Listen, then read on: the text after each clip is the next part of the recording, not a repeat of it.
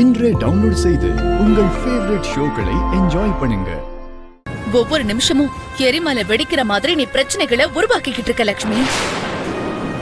நீ இந்த நந்தன் குடும்பத்தையும் இந்த குடும்பத்துல இருக்கிறவங்களையும் என்ன பண்ணணும் நினைக்கிறேன்னு எனக்கு எதுவுமே புரிய மாட்டேங்குது. நான் எதுவும் வேணும்னு பண்ணல அத்த. நான் என் சொந்த கால்ல நிக்கிறதுக்காக போனேன். நான் எனக்காக ஒரு வேலை தேடிதான் அங்க போனேன். அங்க தப்பு பண்ணவனை பத்தி பேசுறத விட்டுட்டு என்கிட்ட எதுக்கு குறை கண்டுபிடிக்க பாக்குறீங்கன்னு எனக்கு ஒண்ணுமே புரியல.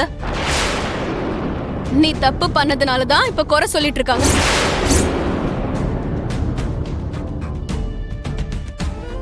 நீ எல்லாருக்கும் இவ்ளோ பிரச்சனை கொடுக்கறதுனால மட்டும்தான் உன்னை பின் பாயிண்ட் பண்ணி சொல்லிக்கிட்டு இருக்காங்க.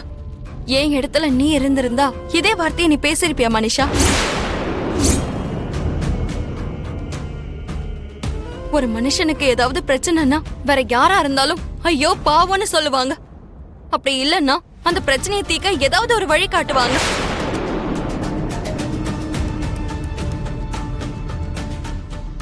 ஆனா நீங்க பிரச்சனையை உருவாக்கிட்ட குடும்ப கௌரவத்தையே நீ கெடுத்துட்டேன்னு வாய்க்கு வந்த மாதிரி எல்லாம் பேசிக்கிட்டு இருக்கீங்க.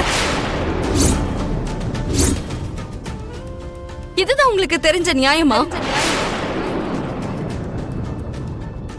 இதுதான் உங்களுக்கு தெரிஞ்ச மனித நேயமா?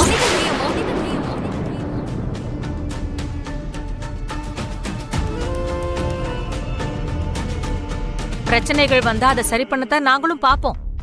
ஆனா தொடர்ந்து பிரச்சனைகளை இழுத்துட்டு வர்றவங்களுக்கு இப்படி பேசிதான் சன்மானம் கொடுப்போம்.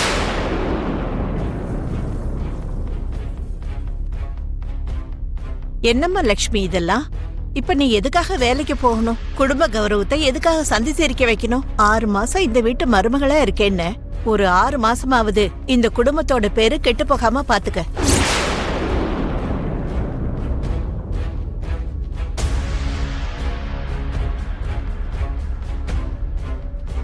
அண்ணி, நீங்க வேலைக்கு போகணும்னு நினைக்கிறது தப்பு இல்ல.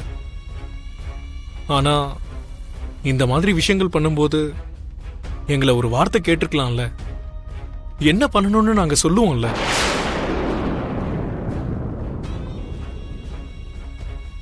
தேவையில்லாம எதுக்கு சுயமா முடிவெடுக்கணும்? எதுக்கு இந்த மாதிரி பிரச்சனைகள்ல போய் மாட்டணும்? அப்புறம் எல்லார்கிட்டயும் இப்படி பேச்சு வாங்கிக்கிட்டு எதுக்கு நீங்க வருத்தப்படணும்?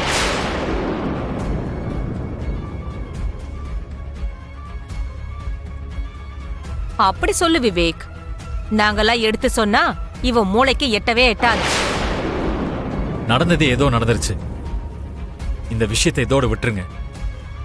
இன்னைக்கு லக்ஷ்மிக்கு ஏற்பட்ட இந்த சிச்சுவேஷன் ஒருவேளை ஹன்சிகாவுக்கும் சஞ்சனாவுக்கும் ஏற்பட்டிருந்தா நம்ம இப்படிதான் பேசிட்டு இருந்திருப்போமா?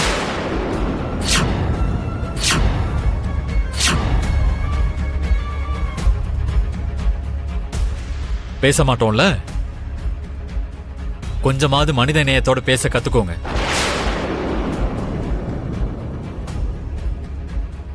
லக்ஷ்மி, நீ உள்ள போ.